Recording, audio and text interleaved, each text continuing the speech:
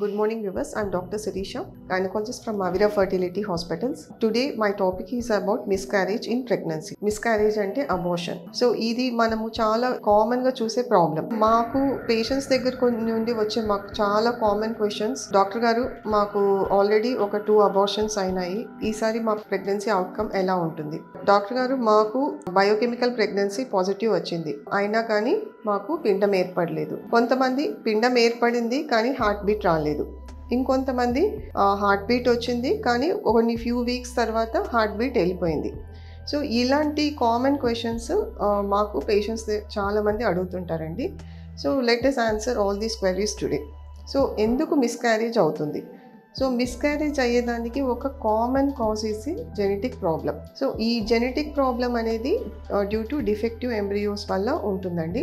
So ఇప్పుడుండి ఒక embryo form అవ్వాలంటే స్పర్మ్ అండ్ ఎగ్ కలిస్తేనే ఎంబ్రియో ఫామ్ అవ్వడం అనేది జరుగుతుంది.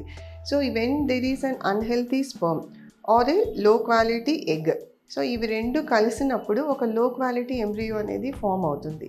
సో అలాంటి ఎంబ్రియోస్ ఉండేసేసి nature tries to abort these embryos as early as possible. అందువల్లనే పిండం ఏర్పడకపోవడము, పిండం ఏర్పడిన హార్ట్ బీట్ రాకపోవడము, హార్ట్ బీట్ వచ్చిన కొన్ని విత్ ఇన్ ఏ ఫ్యూ వీక్స్లో డిసపియర్ అవ్వడము, దీనికి ఇలాంటివన్నీ due to defective embryo formation. So ఇలాంటివి మనము ఎలా గుర్తించాలి? ఇప్పుడు మనము అబార్షన్ చేసినప్పుడు వచ్చే ప్రోడక్ట్స్ మనము ల్యాబొరేటరీకి పంపించాలి టెస్టింగ్కి. సో ఆ ల్యాబొరేటరీలో ఆ ఎంబ్రియో అనేసి ఒక డిఫెక్టివ్ ఎంబ్రియోనా నార్మల్ ఎంబ్రియోనా అనేది మనకి జెనెటిక్ టెస్ట్ చేయడం ద్వారా చెప్పడం జరుగుతుంది. సో ఇవి కాకుండా ఇంకా అనేకమైన రివర్సబుల్ ఫ్యాక్టర్స్ అనేది ఉంటాయండి. సో రివర్సబుల్ ఫ్యాక్టర్స్కి వస్తే మెయిన్గా ఉండేసేసి వెయిట్ అంటే it can be like body mass index అనేసి ఒక కామన్ స్ట్రాటజీ ఉంటుంది. So it is like weight అనేది ఎప్పుడు మనము హైట్ అప్రోప్రియేట్గా ఉండాలి. సో ఈ బాడీ మాస్ ఇండెక్స్ ఉండేసేసి if it is in the obese కానీ లేకపోతే అండర్ వెయిట్లో ఉన్నా కానీ, సో బోత్ ఆర్ డేంజరస్. సో ఇలాంటి వాళ్ళలో ఎక్కువగా మనం అబార్షన్స్ అనేటివి చూస్తూ ఉంటాము. ఇంకా ఉండేసేసి మెయిన్లీ హార్మోనల్ ప్రాబ్లమ్స్. ఈ హార్మోనల్ ప్రాబ్లమ్స్లో ఈ మధ్య కాలంలో కామన్గా చూసేది హైపోథైరాయిడిజం. హైపోథైరాయిడిజం అంటే థైరాయిడ్ లెవెల్ అనేది మనం నార్మల్ లెవెల్లో ఉండాలి. ఉమెన్లో ఎక్కువగా మనం హైపోథైరాయిడిజం చూస్తూ ఉంటాము. ఈ హైపోథైరాయిడిజం ఉన్న మహిళలు థైరాక్సిన్ రెగ్యులర్గా తీసుకోకపోవడం వల్ల, లేదు అంటే చాలామందికి మొదటి ప్రెగ్నెన్సీలోనే హైపోథైరాయిడిజం ఉందని గుర్తిస్తాము. సో ఇలాంటి ప్రాబ్లం అనేది వాళ్ళు వెంటనే యూపీటీ పాజిటివ్ వచ్చినప్పుడు వాళ్ళు డాక్టర్ గారి దగ్గరికి వచ్చి చెకప్ చేయించుకోకపోవడం వల్ల, హైపోథైరాయిడిజంని గుర్తించకపోవడం వల్ల ఈ అబార్షన్ అనేది చూస్తూ ఉంటాము. ఇంకొక కామన్ ప్రాబ్లం ఉండేసి పీసీఓడి. అంటే పీసీఓడిలో ఉండేసేసి మనకి ప్రొజెస్ట్రాన్ అనే హార్మోన్ చాలా తక్కువగా సెక్రీట్ అవుతుంది. సో ఇలాంటి హార్మోన్ అనేది ఈ హార్మోన్ ప్రెగ్నెన్సీ మెయింటెనెన్స్కి చాలా అవసరం. సో ఇలాంటి పీసీఓడి మహిళలు న్యాచురల్గా ప్రెగ్నెన్సీ వచ్చినా, లేదు అంటే ఏఆర్టీ పద్ధతుల ద్వారా వాళ్ళకి ప్రెగ్నెన్సీ వచ్చినా, ప్రొజెస్ట్రాన్ సప్లిమెంట్స్ అనేది తీసుకోకపోవడం వల్ల, లేదు అంటే వాళ్ళు యూపీటీ పాజిటివ్ వచ్చిన వెంటనే డాక్టర్ని సంప్రదించకపోయి వాళ్ళకున్న ప్రాబ్లం గుర్తించగా ఒక హార్మోన్, ఈ ప్రొజెస్ట్రాన్ హార్మోన్ తీసుకోకపోవడం వల్ల కూడా అబార్షన్ అయ్యే అవకాశాలు చాలా ఎక్కువగా ఉంటాయండి. ఇంకొకటి డయాబెటీస్. సో ఈ మధ్యకాలంలో డయాబెటీస్ యూత్లో కూడా చూస్తున్నామండి, అన్కంట్రోల్ డయాబెటీస్. సో ఈ అన్కంట్రోల్ డయాబెటీస్ వల్ల కూడా అబార్షన్లు అయ్యే అవకాశాలు చాలా ఎక్కువగా కనిపిస్తాయి. Acute and chronic medical illnesses. So acute and chronic medical systemic illnesses కావచ్చు, లేదు అంటే it can be like genital infections కానీ ఇల్నెసెస్ కూడా కావచ్చు. సో మనం ఉండి క్రానిక్ మెడికల్ ఇల్నెసెస్కి వస్తే లైక్ ఆస్తమా కానీ, హైపర్ టెన్షన్ కానీ, డయాబెటీస్ మెల్టస్ కానీ, ఇంకా ఏదైనా కిడ్నీ ప్రాబ్లం కానీ, లివర్ ప్రాబ్లం కానీ, ఇంకా వేరే లైక్ ఫిట్స్ ప్రాబ్లం కానీ, ఇలాంటివన్నీ కంట్రోల్లో ఉండాలి. ప్రెగ్నెన్సీ ప్లాన్ చేసుకోక ముందు నుంచే ఒక 3 to 6 months నుంచి వాళ్ళ డిజార్డర్ వాళ్ళకి ఆల్రెడీ తెలిసే ఉంటుంది. ఆ డిజార్డర్ని వాళ్ళు కంట్రోల్లో ఉంచుకునే ప్రయత్నం అయితే 100% చేయాలండి.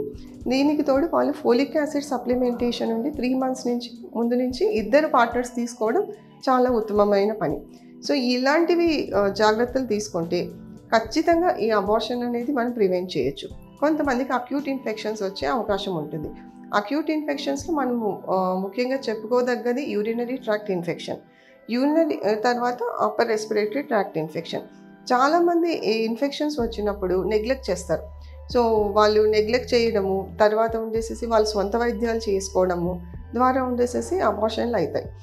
సో ఎలాంటి చిన్న ప్రాబ్లం వచ్చినా కానీ ప్రెగ్నెన్సీ టైంలో మీరు వెంటనే మీ ఆబ్స్ట్రిషన్ సంప్రదించి వాళ్ళు ఇచ్చిన ట్రీట్మెంట్ మీరు కరెక్ట్గా తీసుకోవడం వల్ల ఖచ్చితంగా ఈ అబార్షన్స్ని మనము నివారించవచ్చండి. తర్వాత మనకు వచ్చే కామన్ ప్రాబ్లం ఉండేసేసి యూట్రైన్ ఫ్యాక్టర్స్ అని చెప్తాము. సో యూట్రైన్ ఫ్యాక్టర్స్ వస్తే యూట్రైన్లో గడ్డలు, యూట్రైన్లో ఉండేసేసి యూట్రస్లో ఉండేసేసి నిలువుగోడలు, అడ్డుగోడలు, ఇలాంటి ప్రాబ్లమ్స్ వల్ల అంటే యూట్రైన్ మాల్ ఫార్మేషన్స్ అని అంటాం. ఇది యూజువల్గా 3 months, 4th month, 5th monthలో ఉండేసేసి మనము ఈ అబార్షన్స్కి కారణమవుతాయి. సో ఇలాంటివి ఉంటే మీరు ప్రెగ్నెన్సీ ముందరే ఒక స్కానింగ్ ద్వారా గుర్తించి మరీ పెద్దగా ఉంటే అవి రిమూవ్ చేసుకోవడం వల్ల మీకు ప్రెగ్నెన్సీ జర్నీ సేఫ్గా మీరు ట్రావెల్ చేయొచ్చు. ఇంకొకటి ఉండేసేసి ఇన్ఫెక్షన్స్, ట్యూబర్క్యులోసిస్ వల్ల ఉండేసేసి గర్భసంచిలో అతుకులు ఏర్పడతాయి. సో ఇలాంటి మీకు ఆల్రెడీ టీబీ పేషెంట్ అయితే కంప్లీట్ ఏటీటీ ట్రీట్మెంట్ తీసుకొని మీరు ప్రెగ్నెన్సీ ప్లాన్ చేసుకోండి. సో ఇలాంటివి ఇంకా నెక్స్ట్ సర్వైకల్ ఇన్కాంపిటెన్స్ అని చెప్తాం. అంటే గర్భసంచి ముఖద్వారాన్ని మనం సర్విక్స్ అంటాము. మీరు ఇది చార్ట్ కనుక చూడగలిగినట్లయితే ఇది గర్భసంచి బాడీ అండి, ఇది గర్భసంచి ముఖద్వారం అని అంటాం. దీనిని మనం సర్విక్స్ అని అంటామండి. ఈ సర్విక్స్ కొంతమందికి ఉండేసేసి లూజ్గా ఉంటుంది. సో ఇలాంటి ఫంక్షనల్ అంటే మజిల్ టోన్ అనేది లూజ్గా ఉండడం వల్ల వాళ్ళకి 5th monthలో ఉండేసేసి సర్వైకల్ ఇన్కాంపిటెన్స్ అని అంటాము. ఆ ప్రాబ్లం వల్ల వాళ్ళకి అబార్షన్స్ అవుతుంటాయి. సో అలాంటి లూజ్ సర్విక్స్ ఉన్న వాళ్ళకి ఒక చిన్న కుట్టు వేయడం ద్వారా దానిని మనము నివారించవచ్చు. సో మీకు ఇప్పుడు మల్టిపుల్ ప్రెగ్నెన్సీ అలాంటి వాళ్ళల్లో ఉండేసేసి ఈ కుట్టు అనేది అవసరం పడుతుంది. ఇంకా వాళ్ళకి కొంతమందికి ఆ ముఖద్వారం అనేది చిన్నగా ఉంటుంది, అంటే దాని పొడవు చాలా తక్కువ ఉంటుంది. అలాంటి వాళ్ళకు కూడా ముందుగానే మనము ఇది స్టిచ్ వేయడం ద్వారా ఉండేసి ఈ అబార్షన్ని మనం నివారించవచ్చు. సో ఇవి కాకుండా ఉండేసేసి మనం రివర్సిబుల్ ఫ్యాక్టర్స్, హెవీ స్మోకింగ్, ఇంకా ఉండేసేసి ఎక్కువ ఆల్కహాల్ తీసుకోవడము, తర్వాత నార్కోటిక్ డ్రగ్స్ తీసుకోవడం అంటే మత్తు పదార్థాలు సేవించడము, తర్వాత ఫిజికల్ ఎగ్జర్షన్, చాలా సివియర్ ఫిజికల్ ఎగ్జర్షన్, కొంతమంది అథ్లెట్స్ తర్వాత కొంచెం సైక్లింగ్ ఎక్కువ చేయడము, జిమ్లో ఎక్కువ వర్కౌట్స్ చేయడము, అంటే అన్అకస్టమ్డ్ ఫిజికల్ ఎగ్జర్షన్, అంతకు ముందు లేని ఫిజికల్ ఎగ్జర్షన్ ఇప్పుడు చేయడం వల్ల కూడా అబార్షన్ అయ్యే అవకాశాలు చాలా ఎక్కువగా ఉంటాయండి. సో ఇలాంటివి మీరు అన్నీ గుర్తించి ఇవి రివర్సబుల్ ఫ్యాక్టర్స్ అయితే మీరు ఖచ్చితంగా యూ కెన్ ఒక అవగాహన ద్వారా ఉండేసేసి ఇలాంటివి మీరు చేయకపోవడం ద్వారా, ఎక్సెసివ్ ఫిజికల్ ఎగ్జర్షన్ చేయకపోవడం వల్ల, మీ బ్యాడ్ హ్యాబిట్స్ ఉండేసేసి మీరు స్టాప్ చేయడం వల్ల, స్మోకింగ్ స్టాప్ చేయడము, ఆల్కహాల్ తగ్గించడము, లేకపోతే కంప్లీట్గా స్టాప్ చేయడము, కాఫీ కూడా ఎక్కువగా తీసుకోవడం వల్ల కూడా అబార్షన్ అయ్యే అవకాశాలు ఎక్కువ ఉంటాయని చెప్తారండి. సో ఇవన్నీ మీరు స్టాప్ చేయడం వల్ల కూడా అబార్షన్ అనేది 100% ఉండేసేసి మీరు స్టాప్ చేయొచ్చు. కొంతమందికి రికరెంట్ అబార్షన్స్ వస్తూ ఉంటాయి. రికరెంట్ అబార్షన్స్ అంటే ముందుగా 2 or 3 అబార్షన్స్ అవ్వడాన్ని రికరెంట్ అబార్షన్స్ అని అంటాం. అలాంటి వాళ్ళకు కూడా మనకి ఈసారి ప్రెగ్నెన్సీ వచ్చినా కానీ అబార్షన్ అయ్యే ఛాన్సెస్ ఎక్కువగా ఉంటుంది. సో ఇలాంటి వాళ్ళు ముందుగానే మీరు గైనకాలజిస్ట్ని సంప్రదించి మీ ప్రాబ్లం ఏ ప్రాబ్లం వల్ల మీకు ఇలాంటి అబార్షన్స్ అవుతున్నాయి అని తెలుసుకొని దానిని మీరు కంప్లీట్ ట్రీట్మెంట్ తీసుకోవడం వల్ల ఈసారి ప్రెగ్నెన్సీ ఉండేసేసి మీకు సేఫ్గా 9 months పూర్తిగా అయ్యే అవకాశం ఉంటుందండి. సో ఇవి ఇంకొకటి ఏంటి అంటే ఇండ్యూస్డ్ అబార్షన్స్ అని అంటాం. సో చాలా మటుకు ఉండేసేసి ఇండ్యూస్డ్ అబార్షన్స్ అంటే ఇప్పుడు పిండం సరిగ్గా లేకపోవడము, పిండంలో హార్ట్ బీట్ లేకపోవడము, పిండంలో హార్ట్ బీట్ వచ్చిన కొన్ని వీక్స్ తర్వాత డిసపియర్ అయిపోవడము, ఇలాంటి వాళ్ళకి మనము అబార్షన్ చేస్తాం. సో అలాంటి అబార్షన్ చేసేటప్పుడు ఉండేసేసి మీరు గైనకాలజిస్ట్ ఉండి మీకు ఫస్ట్ కొన్ని మెడిసిన్స్ ఇచ్చి తర్వాత ఉండేసేసి క్లీన్ చేయడం జరుగుతుంది. సో కొంతమంది ఏంటి అంటే ప్రాపర్గా డాక్టర్స్ దగ్గరికి వెళ్ళకుండా వేరే వాళ్ళ దగ్గర చేయించుకొని సరిగ్గా పూర్తిగా క్లీన్ చేయకపోవడం వల్ల కూడా ఇన్కంప్లీట్ అబార్షన్ వల్ల సెప్సిస్ అనేది వస్తుంది. ఈ ఇన్ఫెక్షన్ అనేది చాలా డేంజరస్ అండి. ఈ సెప్టిక్ అబార్షన్స్ ఎప్పుడు అవుతాయో ఆ ఇన్ఫెక్షన్ అనేది పూర్తిగా బాడీకి అంతా స్ప్రెడ్ అయ్యి వాళ్ళు సెప్టిక్ షాక్లో కూడా చనిపోయే అవకాశాలు ఉంటాయి. సో మన ఇండియాలో ప్రతి 1,00,000 మంది మహిళల్లో 30 మంది మహిళలు కేవలము ఈ సెప్టిక్ అబార్షన్ వల్ల చనిపోతున్నారండి. సో ఇది కంప్లీట్గా మనం కంప్లీట్గా మనం అరికట్టవచ్చు.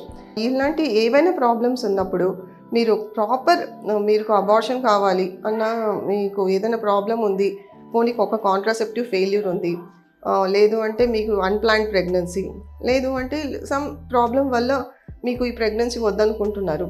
అలాంటప్పుడు మీరు ఒక గైనకాలజిస్ట్ దగ్గరికి వెళ్ళి మీరు టర్మినేట్ చేయించుకోండి. ఇల్లీగల్ అబార్షన్స్ వల్లనే ఎక్కువగా ఈ సెప్టిక్ అబార్షన్స్ అనేవి చూస్తుంటాము. మనకి ఎంటీపీ యాక్ట్ అనేది ఉంది. సో ఈ ఎంటీపీ యాక్ట్లో ఉండేసేసి మీ ప్రాబ్లమ్ని ఖచ్చితంగా వాళ్ళు పరిగణలోకి తీసుకొని మీకు సేఫ్గా అబార్షన్ చేసి ఒక కాంట్రాసెప్షన్ ఇచ్చి పంపిస్తారండి. ప్రతి ఒక్క గైనకాలజిస్ట్ ఒక రిజిస్టర్డ్ హాస్పిటల్లో చేసే ఇది ప్రక్రియ. సో మీరు ఇలాంటివి యూస్ చేసుకోవాలి. ఇంకా ఏదైనా మీకు ప్రాబ్లం ఉన్న వెంటనే మీరు డాక్టర్ని సంప్రదించాలండి. సో ఇప్పుడు ఎవరికైనా సరే చాలామంది ప్రెగ్నెంట్ పేషెంట్స్కి చిన్న ప్రాబ్లమ్స్ వచ్చినా కానీ వాళ్ళు డాక్టర్స్ దగ్గరికి వెళ్ళరండి.